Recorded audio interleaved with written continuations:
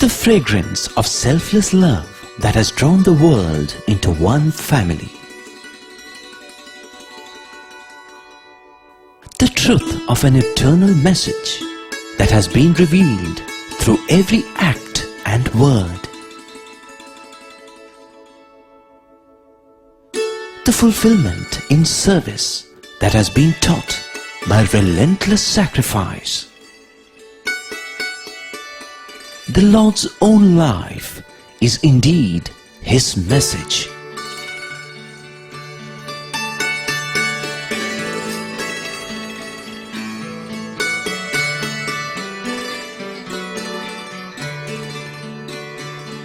Greetings and welcome to the 15th episode of our month-long serial featuring the message of our dear Lord Sai. Yesterday, we started on the topic of education and gave you a broad overview of how education involves bringing out from within God-given capabilities and using them in order to learn about and serve the world that we live in. In the process, we discussed the roles played by the worldly teachers and gurus and the role played by the avatar when he walks the earth. We left you with a question: what do we poor humans do when the avatar is not walking the earth? Today's episode, we will try to shed some light on this aspect. Today, we will tell you about a wonderful example that Swami has personally set regarding education and regarding what we must do about it at the personal level and at the collective or societal level. You may recall that where healthcare is concerned, Swami took the first step by starting a small general hospital. In the same manner, where education is concerned, Swami took the first step in 1968. Interestingly, this step involved the establishment of a college for women in Anantapur, the town that is the headquarters of Anantapur district in which Puttaparthi is located. As always, Swami started small, in improvised premises, postponing the formal inauguration till the campus was ready with all the required facilities. The inauguration was done by none other than the then President of India, Mr. V.V. Giri. Speaking on that occasion, this is what Swami declared: India is being forged into a Bhoga Bhumi, the land of luxury, a land of skyscrapers, tinned food, air conditioning and television. Indians are being shaped into an imitative, insurgent and ill-disciplined mass. They are being transplanted on other soils and encouraged to grow without roots. This is an insult to the past and a dangerous defiance of history. It is a sacrilege on history of time and on the sole purpose of human existence. That is the reason why I have decided that this college be inaugurated on Guru Purnima Day as a reminder of the highest tradition in which the highest ideals of life were instilled by personal example and guidance by the Guru. The seed has been planted. It will sprout and spread, heavy with fruits, providing shade, security and sustenance to all.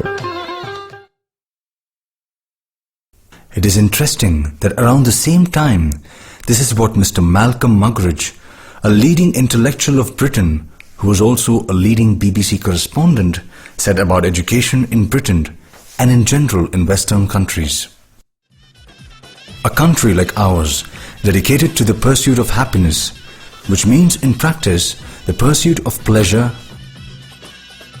money, eroticism, success, with violence for kicks. It is to me very repellent.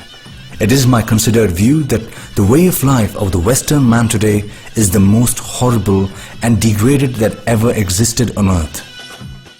So it makes me love it too. Education, the great mumbo-jumbo and fraud of the age, purports to equip us to live and is prescribed as a universal remedy for everything, from juvenile delinquency to premature senility. For the most part, it only serves to enlarge stupidity, inflate conceit, enhance credulity, and put those subjected to it at the mercy of brainwashers with printing presses, radio, and television at their disposal. By the way, all this was long before the advent of globalization, 24-hour news cycle, the internet, and so on. It does not take much imagination to see how much more serious the situation has become today, ever since Muggeridge made his observations. So, what Swami was saying made a lot of sense even then. I need hardly say that it is of great relevance for us today. Way back then, Swami did not talk of a university, although it was very much a part of his master plan. Rather, the Anantapur College for Women was routinely affiliated to a neighbouring university as the law required, while Baba focused on the more important task of moulding the students and teachers. This he did with frequent visits to the campus, spending a lot of time with students and staff, and of course, giving them a lot of special advice, all related to character development. For Swami, the end of education was always character. While this was going on, Swami established a second college, this one within his ashram in Vrindavan near Bangalore city, in a temporary location of course. Like the Anantapur College, this one was affiliated to the neighbouring Bangalore University. And as in the case of the Anantapur College students, Swami also gave the students of the Bangalore College a lot of access and intimacy.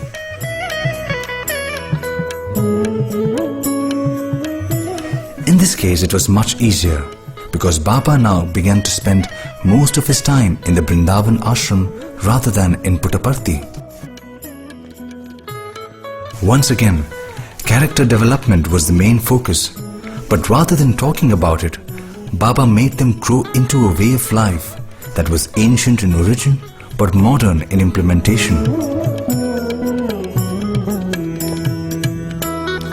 That is to say, Baba was their guru and students spent time with him absorbing lessons from him, while they did all sorts of ashram work, washing and milking cows,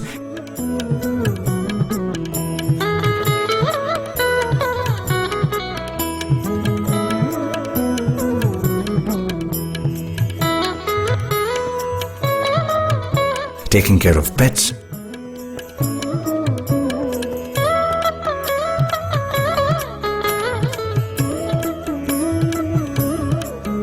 and even farming. All this, however, did not affect their studies, which went on as in any other college, and the boys even won medals and honors like the students of other colleges did. Rank list used to have 10 students. Definitely 6 or 7 from our college, Sathya Sai College. But there are boys who got all years first rank, 7 gold medals in all. 7 gold medals, that's a record, that was a record that time. So he was called there. First he refused to go there, and Swami told him to go. So he went there, he and others. They offered the gold medals, and normally what is the tradition? Governor, he'll put it on. He refused to accept it. He said, why? Because I want my guru to put it on for me. Took it in his hand, rushed back, they ignored the rest of the convocation, rushed here before bhajans got over, gave it to Swami, Swami put it on his neck. So that intimacy comes like that. If boys had unbounded love for Swami, Baba's love for students was equally intense, if not greater. In 1969, Swami had an impressive new building built for the college, and the classes were shifted from the temporary premises in the Kalyan Mandapam to the new building.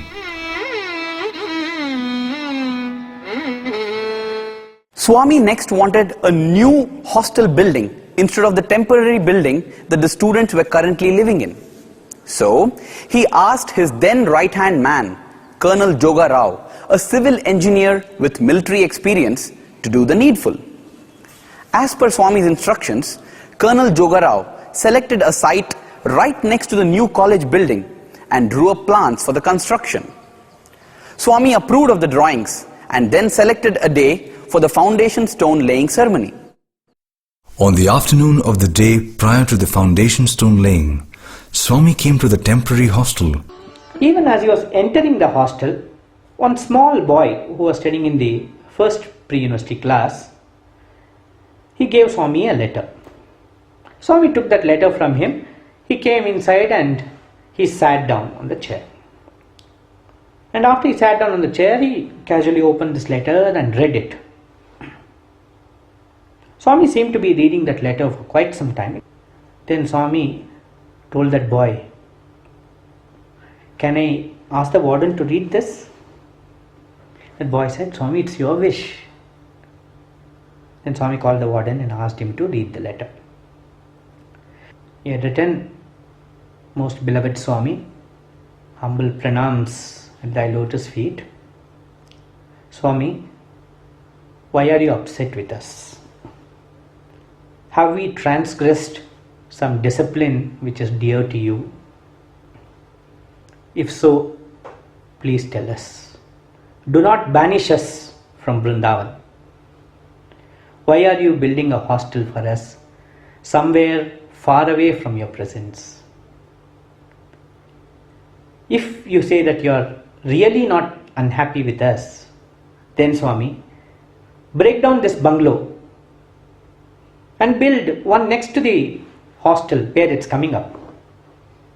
We are not particular that we should be here. We are particular that we should be with you, wherever it is." Just pin drop silence. The next question Swami asked was, "Jogara Vekada?" And somebody said, "Swami, Jogara is in the making markings there behind the college." Swami said, "Call him." So a car was sent and he was brought immediately. And Swami said, "See, Jogarao, boys are feeling bad that the hostel is coming up so far away from Vrindavan." Colonel Jogarao protested. He said, No, Swami, it's not far away. It's only next compound." But boy said, No, it is different compound. Then Swami looked at the principal and said, Principal Narendra was the principal then. He said, "Principal, what do you feel?" He said, "Swami, these children are away from their parents. They have left their parents and come. They must be close to you, Swami." And Swami was very moved. He told Jogarao, "Change the plans."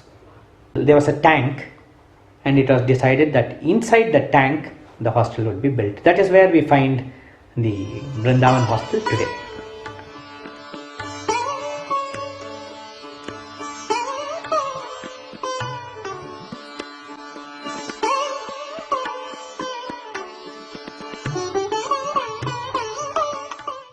While students were experiencing a high from the divine intimacy that Swami constantly gave them, Baba's objective in doing so were quite clear. He wanted them to learn by watching him in action and to absorb the spirit of selfless service. He made it very clear that while he was not expecting them to become monks and withdraw from the world, he did expect them to serve God through service to society. And this is how he expressed it. Education must reveal the path which enables man to tap the dormant spring of divinity within without becoming entangled with the mass of created objects. It has to lay stress on spiritual transformation, which is more fundamental than even moral uplift.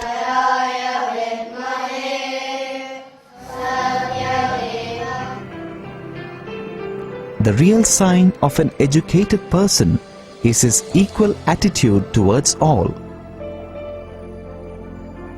He sees in society the manifestation of divinity.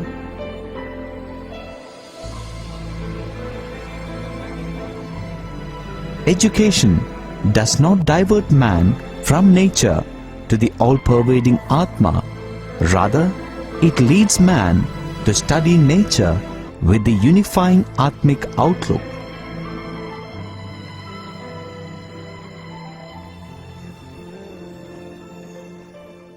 The time was slowly approaching to establish a full-fledged university, and Swami now moved to Puttaparthi and set the stage by establishing a college there.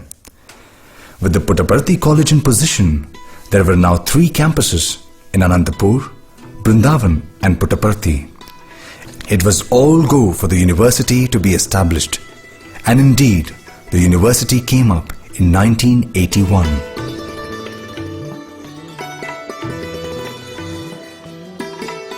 Swami had always been insisting that one day Puttaparthi would have a university. Many simply did not believe because Puttaparthi was a village. How could there be a university in a village, they wondered.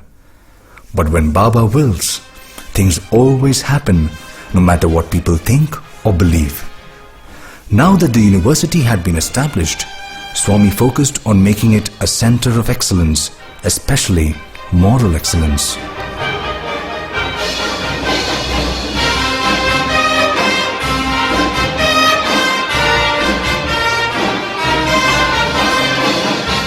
At the same time, Swami gave much time to students in the various ways. He frequently came to the grounds to watch the students play, practice for sports festival, and so on.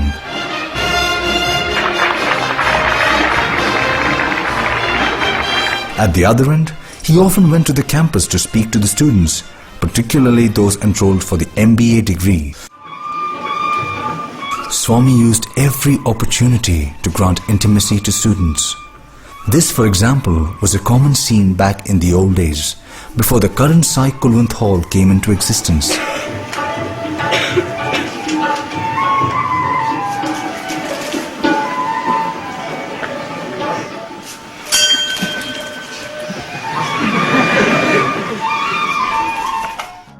Whenever Baba went to Vrindavan, which he most certainly did during the summer vacation, he had long, most informal and thrilling sessions with the students after the evening bhajans, which students look forward to with much keenness. During these spells of unbelievable intimacy, Swami mixed informality with the most serious of teachings, done in a totally relaxed and loving manner. You cannot see, you cannot love, you cannot beauty, you cannot worship, you cannot experience. Nothing you can do. There is one that exists. There's one thing that exists. Many people make use of it in a varied manner. From time to time, Baba also took a select bunch of students to Kodaikanal, a well-known hill station in the south. The boys invariably treated this as a picnic to heaven, whereas what Swami did was to use divine proximity to bring out most powerfully from within the boys the latent goodness in them. He spent long hours with them, talking to them, making them sing.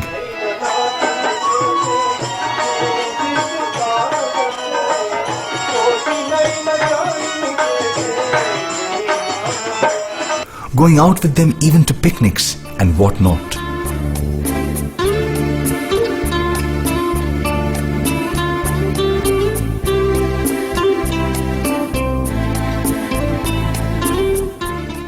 But in the midst of all these, he also gives silent and valuable lessons on service. Again and again, Swami reminded students that they came from society and they are what they are because of what society had given to them, and their first duty must always be to society.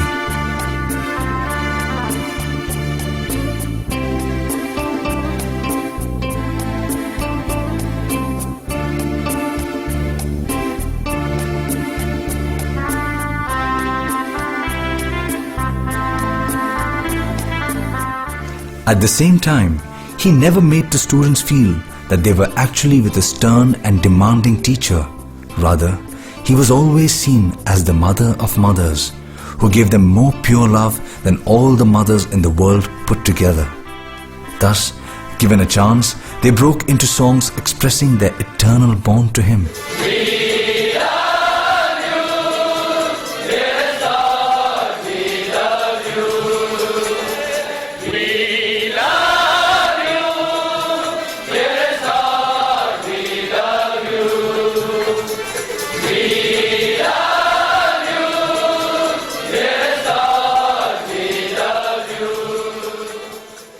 Baba returned the love by often playing the role of the proud mother.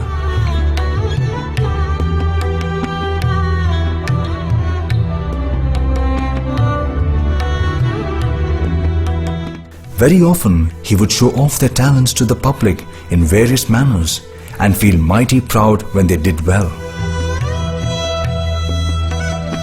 For example, every year at the time of the university convocation, there would be a convocation drama staged by the students. All our castles and all our dreams come crashing down to dust. Even if this entire world deserts us, never lose hope. Because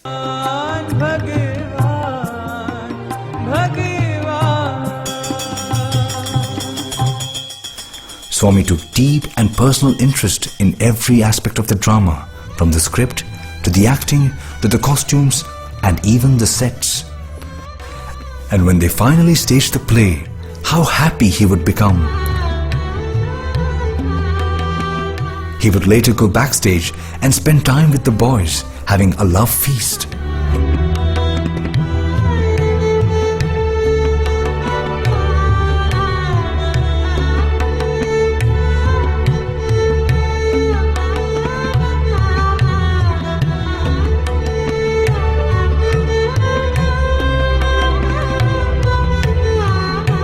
And it was the same story when January came and it was time to have the annual sports and cultural festival. There was a time when this festival was nothing but a small in-house affair.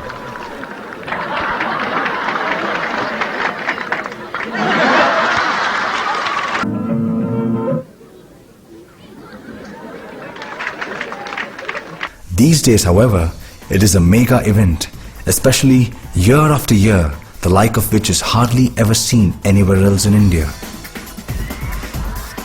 As if to get ready for this, over the years, Swami quietly transformed the huge and barren plot of land near the hill adjoining the university building into a scenic stadium with a unique spiritual ambience.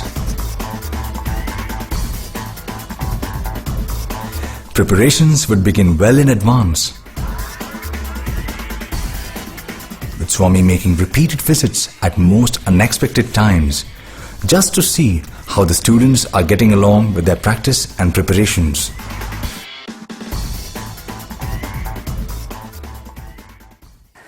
Then comes the big day, January the 11th, when Swami changes from being Sai Ma or Sai the Mother to the Divine Chancellor.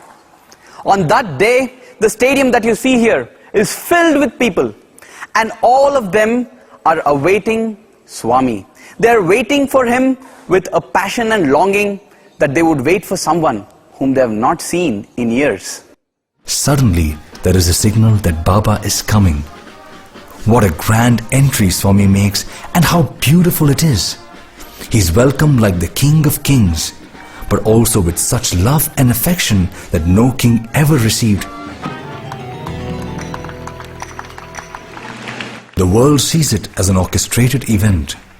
It might appear so if one looks at the events on the ground, which are a blend of daredevilry, great skills, concentration and coordination.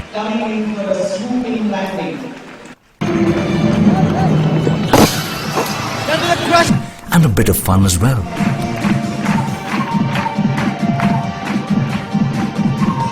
But in the midst of all, Swami seated on stage is mostly the proud mother. One can go on and on in this vein, for there is so much to tell.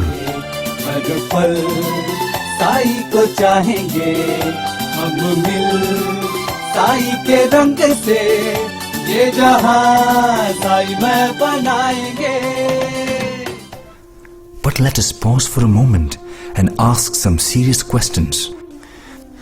Those who see only the constant, ongoing, endless and the most loving relationship between Swami and the students would hardly realize what is happening behind the scenes.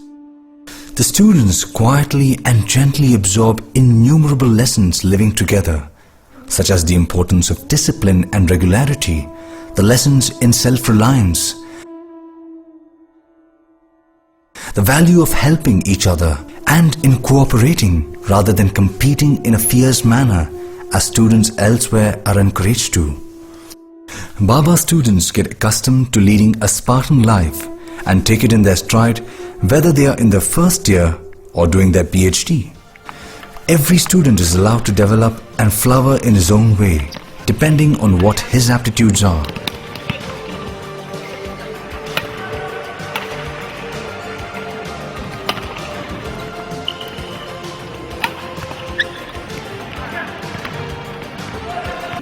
Some develop as skilled speakers. Swamiyai nigamati bhumiyai surapuro gamiyai abdija kamiyunda. Hariyai halahala hariyai bhavadam chudhariyai prasavayu dhariyunda. Dhatayai kushala sandhatayai bhuvana nirmatayai vagbadu netak ne mrukyadan. While others become immersed in Veda chanting or take to music in various ways.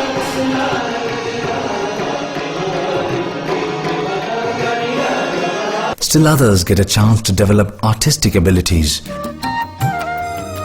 build their skills as community organizers,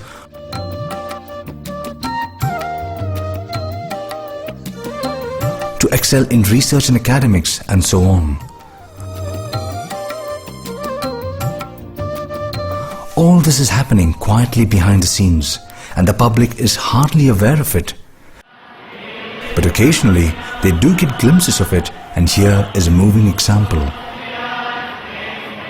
It is the evening of Ramzan Day 2010. Swami comes out as usual, but there is a special program waiting for him, a program put together by the Muslim students studying in Baba's University.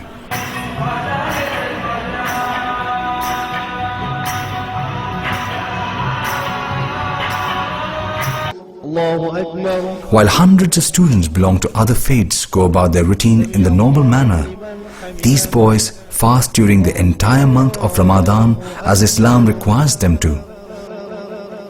Allahu Akbar, Allahu Akbar. And interestingly, several Hindu boys also fast like their Muslim brothers, just to make them feel that they are not alone or in a strange environment. He is everything. If at all we have to surrender, we have to surrender. That false notion of doership. This is what Islam stands for. Islam means surrendering ourselves to His divine will.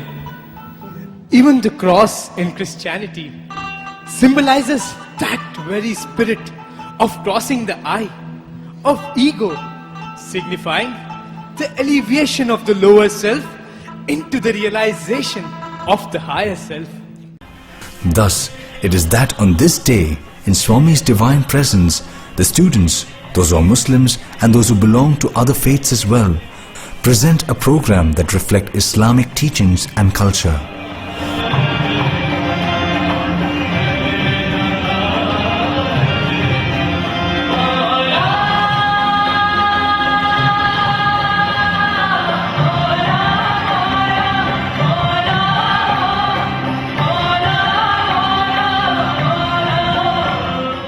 Notice that Swami did not ask the students to do any of this. On the contrary, it is entirely spontaneous. However, there is the silent influence of Swami that has made all this happen.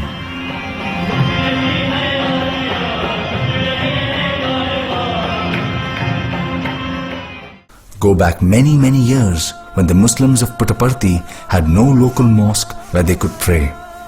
The very devout had no option but to walk all the way to Bukkapatnam, which was quite far away. That was when Baba decided to build a mosque for the local Muslims. At last there was a mosque in Puttaparthi, and it came as a spontaneous gift from Swami. Over the years, the mosque has grown in many ways, including in the number of people coming there to pray. Swami has always encouraged people to respect all religions and faiths, since every religion is but a road to God. Thus, during bhajans, there are always some that proclaim the unity of all religions and the fact that there is only one God, though known by different names.